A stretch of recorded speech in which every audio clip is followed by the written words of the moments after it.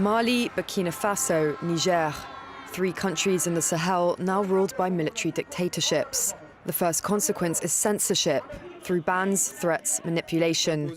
The Sahel is becoming a black hole for information and a graveyard for journalists. 10 years ago, Ghislaine Dupont and Claude Verlon were executed by their captors in Mali. If they didn't kill them, their hostages would be first-hand witnesses to what had happened. And most importantly, they would have been able to identify them. So that's why it went from kidnapping to murder. Others are doomed to stay perpetual hostages. It's an open-air prison, but escaping is... Westerners are targets.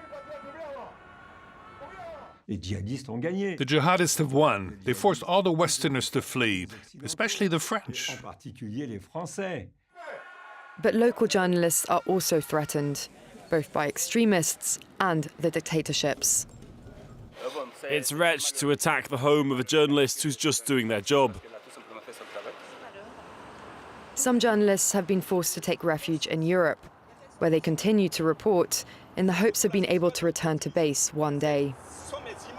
If and when my freedom and life are no longer threatened, I'm going back to my country. But in the meantime, the Sahel is hemorrhaging journalists. They're dying, fleeing, or silenced.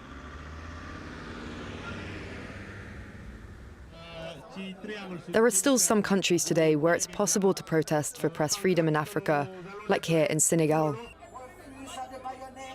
In Dakar, they sometimes go even further, taking in journalist colleagues forced into exile after receiving threats.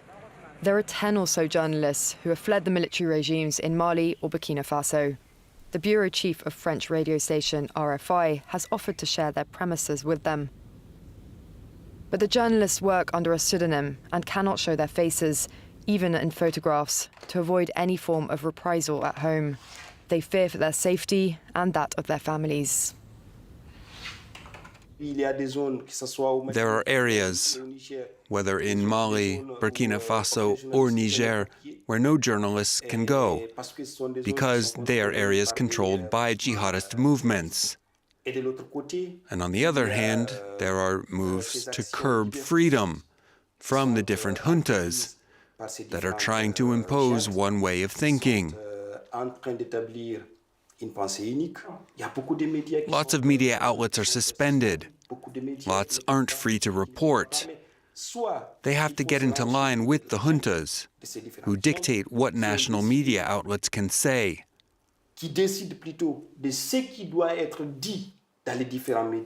They cannot allow there to be witnesses. Whenever there's an attack in an area of the Sahel, the first order they give to locals is not to talk to the media.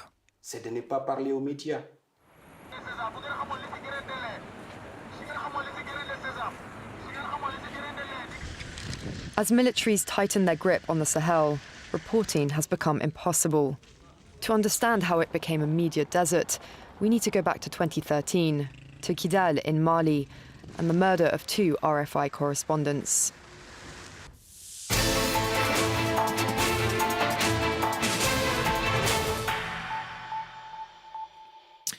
Édition spéciale sur France 24. Bonjour à tous, bienvenue. Il est 19h à Paris. Il y a une demi-heure, nous avons appris la mort de 2 journalistes français enlevés à Kidal au Mali, Claude Verlon, Ghislaine Dupont. Confirmation du Quai d'Orsay à Paris. Le ministère affirme que les 2 reporters avaient été enlevés dans cette ville, donc à l'est du Mali.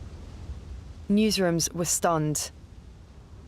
The 2 special correspondents had travelled to the Tuareg rebel stronghold in northern Mali in November 2013 to cover the presidential elections. In one of her last reports for RFI, Ghislaine Dupont speaks fondly of the country and its people. Dans un paysage désertique, chauffé à blanc par le soleil, voilà Kidal. Carrés et rectangles de pierre surgissent du sable. Ce sont les maisons, tel un décor sur une scène de théâtre. Le vieil Intala reçoit dans sa cour, sous les arbres, entouré d'une forêt de chèches qui abrite membres de sa famille et notabilités du coin. She had an appointment that day with one of the Tuareg independence leaders, Ambari Ag Rissa. Their driver, Najim, the only witness to the kidnapping, drove her and her sound engineer to the location and interpreted for them. He bravely agrees to answer our questions, as long as the location of the interview remains secret. At around midday, she received a call about a meeting. The man who called her was in a hurry, and as he spoke Tamashek, she passed me the phone.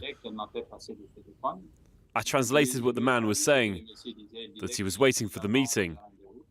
So we cut things short with Ambry and got up and headed straight for the door. He got up to see us out, but didn't come all the way to the door. We got back into our car.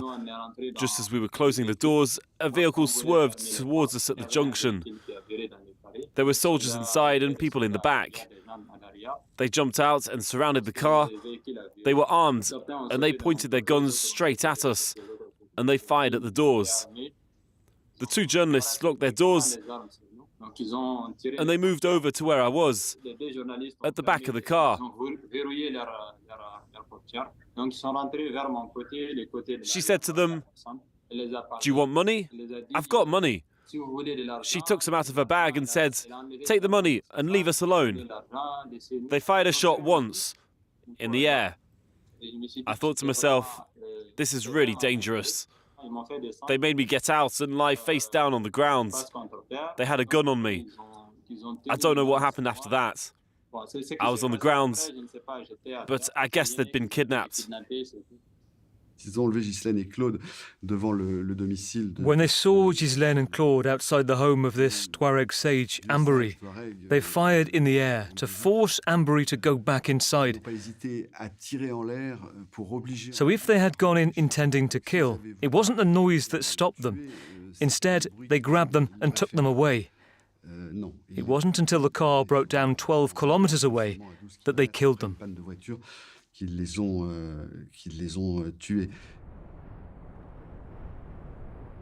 In the days that followed, RFI management travelled to Bamako to bring the bodies back to Paris.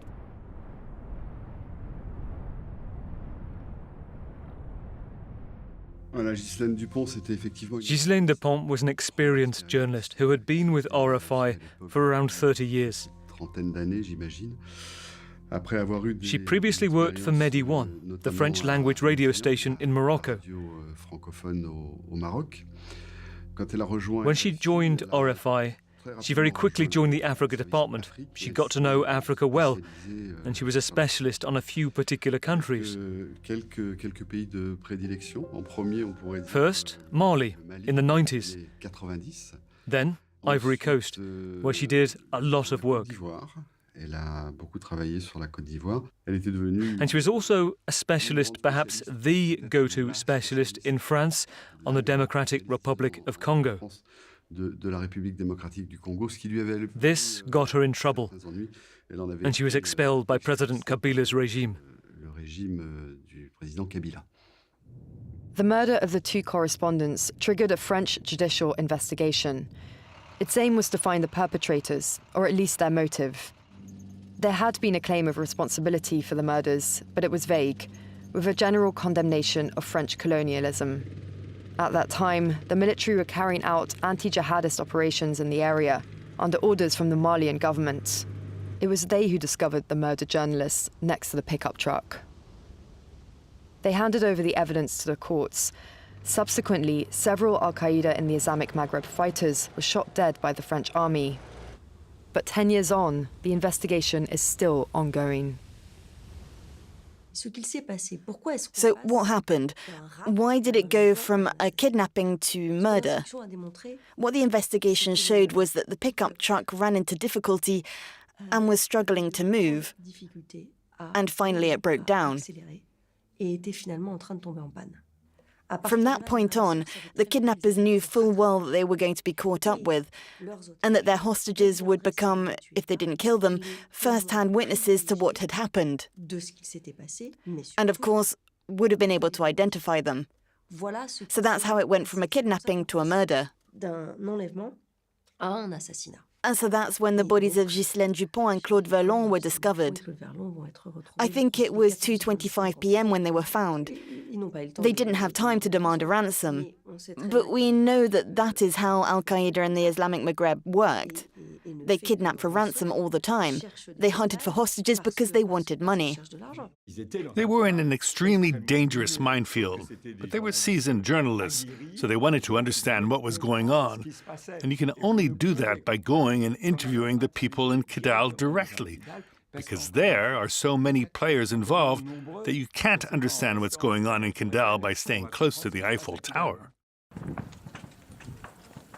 The Islamist surge inflamed the whole region.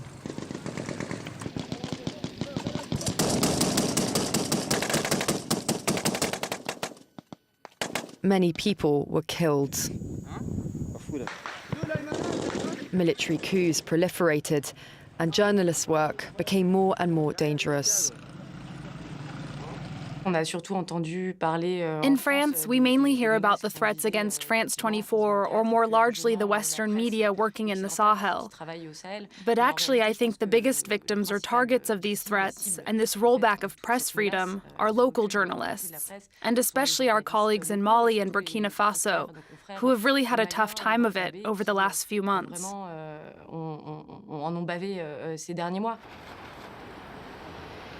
Yet despite it all, some journalists carry on with their work. Like in Niger, reporting on the outcome of the presidential elections. But it's not easy. I've been outside since 4 a.m. waiting because I knew it was going to happen. They came and smashed up my house in Kossé. They also smashed 2 other houses of prominent people. I don't know who they are. They came around 10 o'clock. I haven't hurt anyone. I haven't done anything wrong. They've sent me over 3,000 death threats in the last month or 2. I'm not their enemy. Their enemy is Bazoum, not Moussa Kaka. And if tomorrow I had to do the job again, I'd do it all the same.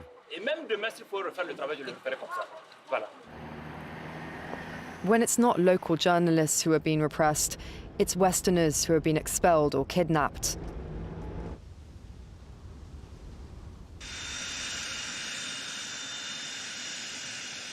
On the 20th of March 2023, a French Falcon plane landed at the Villacoublay air base, bringing Olivier Dubois, a French journalist, back from Niger. After 711 days in captivity, he was happy to be home. He was based for several years in Bamako, the capital of Mali, a correspondent for Libération and Le Point. He was trying to do his job as a journalist when he made contact with the jihadists. On the morning of the 8th of April 2021, I get on a plane and I land in Gao around midday. The appointment is set for 1:30. First I meet my fixer and we go to the hotel where I'm supposed to sleep, as I won't be back in Bamako for 2 days. We make the final arrangements and then he tells me half an hour before the appointment that he can't make it. I trust this guy, so I ask him, okay, do you think I should still go then, or do we pull out now? If you tell me let's stop, we'll stop. If you tell me that I can still trust them and that you trust them, then I'll go. He says, no, Olivier, you can trust them. Their leader is diabetic and I'm the one in charge of giving him his insulin shots. So he says, you can go. So we do. And we're on our way at around 1:30 or 2 on the outskirts of town in a pickup truck, and he's on the phone with them. We park our vehicle in the shade, but then they ask us to come out of the shade, and then they arrive in a sand-colored pickup truck. They asked me to get out of the vehicle. I said to my fixer, you know what you have to do, don't you? We have a whole safety procedure in place. If I don't call within the hour, I tell him, you're my last safety net. Then I slam the door and I get into the jihadists' truck and we drive off. We drive for 4 or 5 hours. We stop in the middle of the bush. They ask me to get out of the car and they blindfold me. Then I feel them taking my watch off and undressing me. They dress me in different clothes and put me in another vehicle. And that's when I realize I've been kidnapped, because the driver gets in and tells me, listen, if all goes well and your family and government does what they're told, then you'll be freed. Olivier Dubois disappeared into the desert without a trace. It took a month for his kidnappers to send a video confirming his abduction. Je m'appelle Olivier Dubois, je suis français. Je suis journaliste. J'ai été kidnappé à Gao le 8 avril 2021 par le groupe de soutien à l'islam et aux musulmans. Je m'adresse à ma famille, à mes amis et aux autorités françaises pour qu'elles fassent tout ce qui est en leur pouvoir pour me faire libérer. In France, a collective was formed to demand his release and to ensure that investigative work and reporting could continue. They fought for nearly 2 years before Olivier Dubois was finally released. I think that journalists who work in the Sahel have to face several types of threats. On the one hand, there's the jihadist threat that obliges us to work differently. We've seen the places we're allowed to go shrink. Before, we could go to northern or central Mali. Now we can't go there anymore. We're confined to the capitals. And now, in those capitals, with the arrival of the military in power, us journalists are faced with another type of threat, this time of a political nature, which sometimes prevents us from doing our job properly, through threats, withdrawal of accreditation, or even expulsion. In April 2022, RFI and France 24 were banned from broadcasting in Mali. 1 year later, the correspondents from French newspapers Le Monde and Libération were expelled from Burkina Faso. One after the other, governments were toppled by military juntas. French forces across the region were forced to withdraw. First Mali, then Burkina Faso and Niger, where protesters violently attacked the French embassy. As authoritarian powers took hold, French presence in the Sahel dwindled. The state doesn't really operate in the regions. The coup leaders and military are in the capital, but in the rest of the country, it's still an informal economy. Nobody controls anything anymore. In the fields of justice and education, etc., everything has fallen apart. You only have to look at a French Foreign Office map. It's all in red. I hate to say it, but from Mauritania to Sudan, the jihadists have won. They force all the Westerners to flee, especially the French. But you can't just look at it through the French prism. Once again, I don't think that German, Belgium, or other journalists can go wandering around these countries either, even if they are allowed to work. Basically, all Westerners have been driven out of these areas.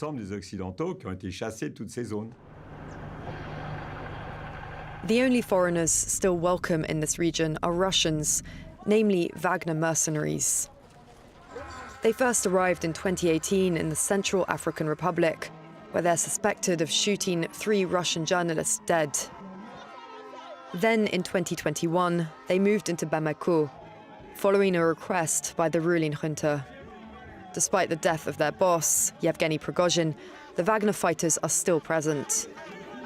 Malik Konaté filmed these pictures of them, and of this pro-Russian and pro-Wagner activist, Ben le Cerveau or Ben the Brain, leader of the Yirolo group.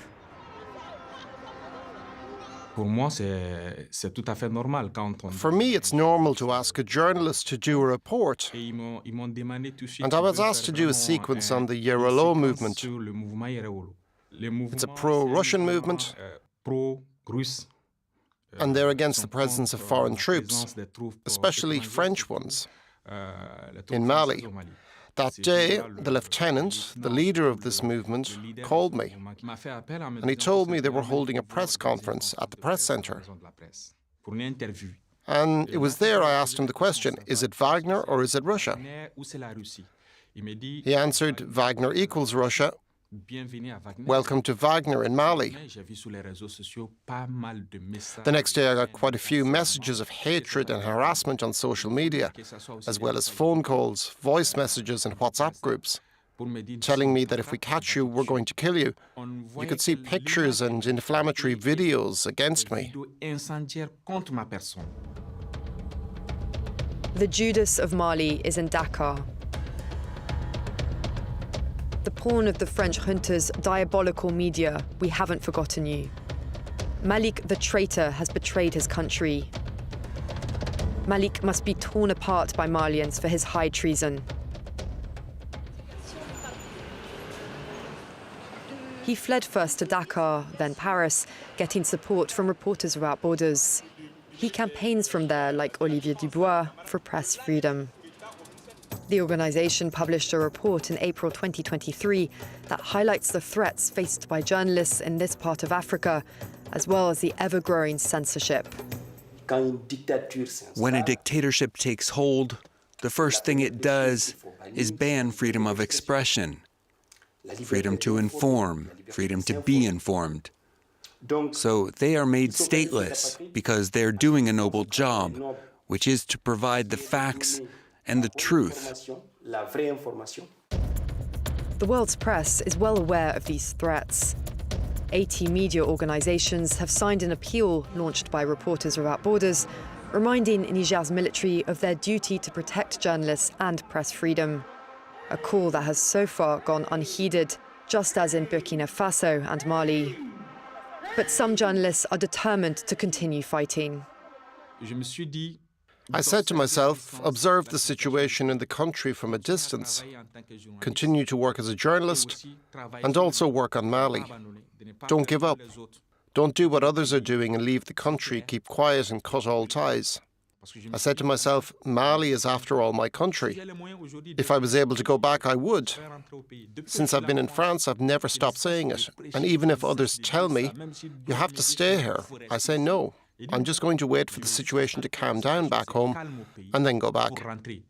He understands there's no other way if the Sahel is to stop being a media desert and also end the impunity for crimes committed against journalists.